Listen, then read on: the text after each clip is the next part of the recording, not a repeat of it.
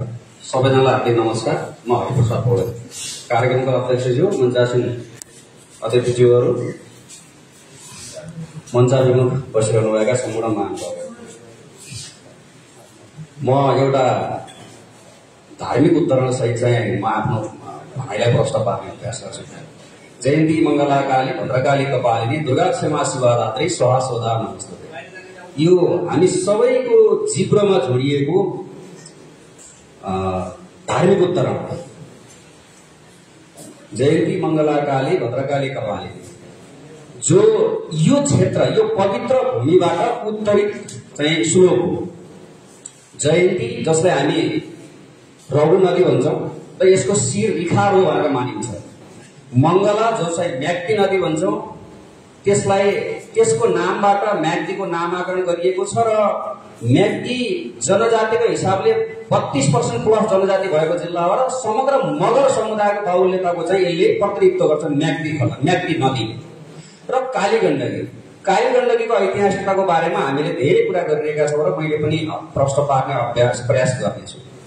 यसले हामीले के बुझ्न जरुरी छ भने यो धार्मिक, ऐतिहासिक, पुरातात्विक यो म्याग्दी जिल्लाको सम्पदा, यो म्याग्दी जिल्लाको मात्रै होइन, गण्डकीको सभ्यता, जुन गण्डकी प्रदेश अहिले भनिएको छ, काली गण्डकी नदी जुन मुस्ताङबाट सुरुवात भएर, खास गरी मुक्तिनाथबाट सुरुवात भएर त्रिवेणीसम्म पुग्ने जुन प्रवाह छ, यसलाई काली गण्डकी भनेर चाहिँ भन्ने गरिन्छ। यो जुन धार्मिक ऐतिहासिकता छ, यो ऐतिहासिकतालाई नामेट हुने गरी, यो ऐतिहासिकतालाई खलबल्याउने गरी हुने यो बेनी काली गण्डकी जलविद्युत आयोजना मात्रै होइन, यस्ता कुनै पनि क्रियाकलापहरूको हामीले समर्थन गर्न सकिन्न प्रष्ट भाषामा। र यसको सम्बन्धमा जुन यो बेनी काली गण्डकी जलविद्युत आयोजना बन्दैछ, यो योजना कार्यान्वयन हुनु हुँदैन, स्पष्ट भाषामा भन्दा। र यो कार्यान्वयन गर्नको लागि यो त्यो र वा तर पनि यी कुनै पनि क्लजहरू झुडाएर यसलाई अगाडि ल्याइयो भने त्यो नागरिकको विपक्षमा हुनेछ भन्ने कुरा पनि नागरिकका अगुवाहरूले बुझ्न जरुरी छ। यही फर्मबाट र विकास के हो? विकास स्थानीयको सहभागितामा, स्थानीयले पहिलो उपभोग अधिकार राख्ने गरी आउने विकासलाई मात्रै चाहिँ विकास गर्न सकिन्छ। यो सर्वविदित सत्य तथ्य हो। र हामीले विकासलाई अघि धेरै कुराहरू आइसकेको छ। विकासको विरोधी हो कि होइन? हामी विकासका विरोधी होइनौँ, तर जनतालाई दुःख दिने विकासका पक्का विरोधी हो। यो आयोजनाले जनतालाई, काली गण्डकी करिडोरका जनताहरूलाई सुख दिँदैन, दुःख दिन्छ। त्यसकारणले यो आयोजनाको चाहिँ हामी पक्कै विरोधी हौँ।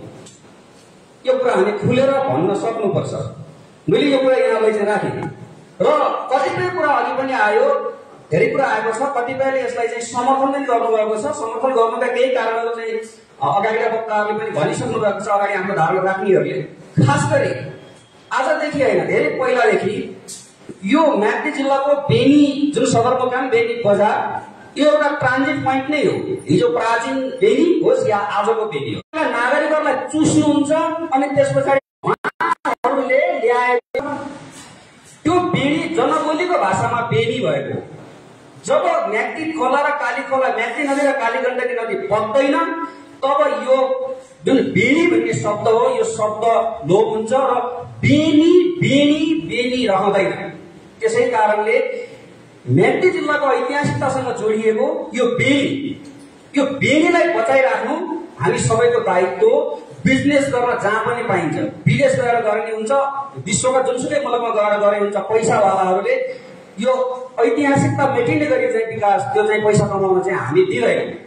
म एउटा यो कुरा चाहिँ स्पष्ट रूपमा भन्न चाहन्छु। र अर्को कुरा के हो भने, इतिहासकै कुरा मैले गर्दै गर्दा, धार्मिकताको कुरा गर्दै गर्दा यो मैले यो भनिसकेको अर्को एउटा अघिसम्म उठेको छैन, जुन शालिग्रामको कुरा छ।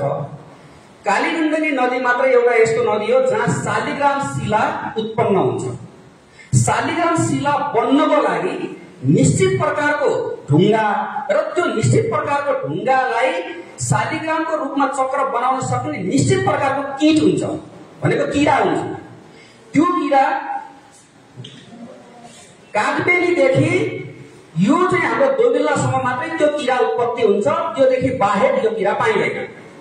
यो तथ्य प्रमाणित भइसकेको विषय हो। त्यस कारणले जुन अघि मैले भने मुक्तिनाथदेखि त्रिवेणीसम्मको जुन कालीगण्डकी जुन चाहिँ एउटा प्रवाह छ, त्यो प्रवाहमा पाइने जति पनि चाहिँ यो शालिग्राम शिला हो, त्यो शालिग्राम शिला यहाँबाट बगेर गएको, योभन्दा तलमै पाइन्छ भने बगेर गएको शिला पाइने, उत्पत्ति चाहिँ हुँदैन। उत्पत्ति हुने ठाउँ कहाँ हो त भन्दा काठबेलीदेखि म्याग्दी जो काली नदी कालीको सङ्गम स्थल, जसलाई हामीले चाहिँ यो चाहिँ दोबिल्ला भनिन्छ, बेनी भनिन्छ, यहाँदेखि माथि मात्रै पाइन्छ। विरुद्ध यो चाहिँ हाम्रो धार्मिक आस्थाको विरुद्ध प्रहार हुन आएको योजना पनि हुन शालिग्राम शिला उत्पादन गर्ने नदी कुनै पनि यो घाट भनेको संस्कृति हो। घाट भनेको फरक मरेको मान्छे जलाउने कुरा होइन, फरक यो चाहिँ घाट हो। यो कालीगण्डकीको यो सांस्कृतिक पहिचान, यो सांस्कृतिक धरोहर, यो सांस्कृतिक हाम्रो कार्यलाई कसैले पनि चाहिँ अंकुश लाउन सक्ने छैन, कसैले पनि यस विषयमा चाहिँ कुरा उठाउन सक्ने छैन। यो हाम्रो घाट हामी तलमाथि हुन दिने छैनौँ।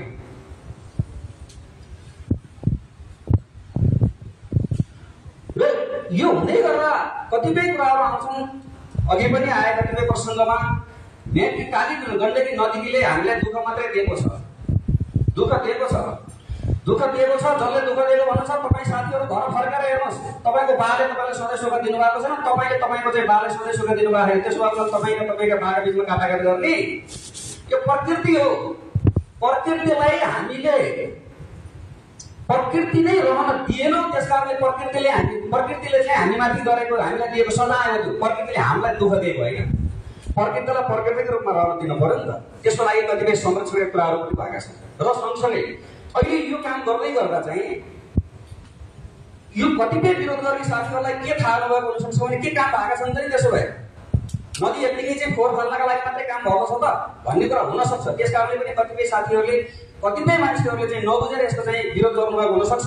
यसका लागि हुन त त्यहाँबाट प्रश्न होला, तर मैले बुझेसम्म अघि पनि केही कुराहरू चाहिँ गर्नुभएको छ हाम्रो पूर्वबाट अध्यक्षज्यूले। बेनीदेखि गलेश्वरसम्म स्नानगृह, स्नानका चाहिँ घाटहरू बन्दैछन्, जसले संरक्षण पनि हुन्छ र धार्मिक सहिष्णुता पनि कायम हुन्छ, धार्मिक सद्भाव पनि कायम राख्छ। एउटा कुरा। दोस्रो कुरा, हामीले एउटा यहाँ कृष्णजी पनि अगाडि आइसक्नु भएको छ, मैले सुने अनुसार बेनी, पर्वत बेनी र यो हाम्रो के भन्छ पारी खबरा पनि जोड्ने गरी त्रिपुरात्मक सांस्कृतिक एउटा चाहिँ ब्रिज बनाएर त्यहाँमाथि चाहिँ हामीले शालिग्रामको सङ्ग्रहालयदेखि धेरै कुराहरू गर्न सक्ने गरी एउटा डिपिआरको तयारी भइरहेको छ। के यो चाहिँ त्यतिकै गर्न खोज्या हो? कालीगण्डकी रहेन भने के त्यो सम्भावना छ? सम्भावना छैन। त्यसै गरी यहाँ चाहिँ यो कालीगण्डकी नदीमा पितृतर्पणका कार्यहरू सुरुवात गरिएको छ, गङ्गा आरतीका कुराहरू सुरुवात गरिएको छ। यी सबै कुराहरू के रहरले गरेको मात्रै होला? कसैको धार्मिक आस्थाको लागि मात्रै गरेको कुराहरू हुन सक्छन्? होइन। यो म्याग्दी जिल्लाको ऐतिहासिकतालाई कायम गर्न, यो चाहिँ जलप्रवाहलाई चाहिँ कायम राखिराख्नको लागि, यो सभ्यता कायम राखिराख्नको लागि गरिएका प्रयास हुन् भन्ने कुरा पनि हामीले थाहा पाइराख्नुपर्छ। र म अब अन्त्यमा छु। र अन्त्यमा हामीलाई चाहिँ यो सबै काम गर्नको लागि संविधानले पनि यो बोल्ने छुट हामीलाई दिएको छ र बोल्ने अधिकार पनि दिएको छ, र यो चाहिँ गर्न हुन्न, गर्न पाउन्न भनेर चाहिँ हामीलाई स्पष्टसँग कानुनी रूपमा भन्ने अधिकार पनि हामीलाई संविधानले व्यवस्था गरेको छ। यो कुरा चाहिँ संविधानको धारा 30 मा मौलिक हकमा पनि हाम्रो चाहिँ के व्यवस्था भएको छ भने प्रत्येक नेपाललाई स्वच्छ र स्वस्थ वातावरणको हक हुनेछ। अघि कुरा आइसकेको छ चाहिँ कालीगण्डकी डाइभर्सनले हाम्रो वातावरणमा कति प्रभाव पर्छ भनेर घनश्यामजी लगायत साथीहरूले कुरा उठाइसक्नु भएको छ। यो संविधानको कार्यान्वयनको लागि हाम्रो मौलिक हकमा व्यवस्था भएको कुरा हो, र मौलिक हकको चाहिँ कार्यान्वयन गर्ने कुरा राज्यको चाहिँ अनिवार्य दायित्वको कुरा हो। अर्को 48 ले के भनेको छ भने कर्तव्यको पनि त्यहाँ व्यवस्था गरेको छ। नागरिकको अलि अधिकार मात्रै खोज्ने कर्तव्य खोज्ने हो। कर्तव्यको कुरा गर्ने हो भने सार्वजनिक सम्पत्तिको सुरक्षा र संरक्षणको कर्तव्य नागरिकको हुनेछ भनेको छ। कालीगण्डकीको संरक्षण गर्ने दायित्व म्याग्दी जिल्लाका नगरपालिका चाहिँ वासीहरू, म्याग्दी जिल्लावासीहरू हो। त्यो कर्तव्यबाट हामी च्युत हुन चाहिँ हुँदैन।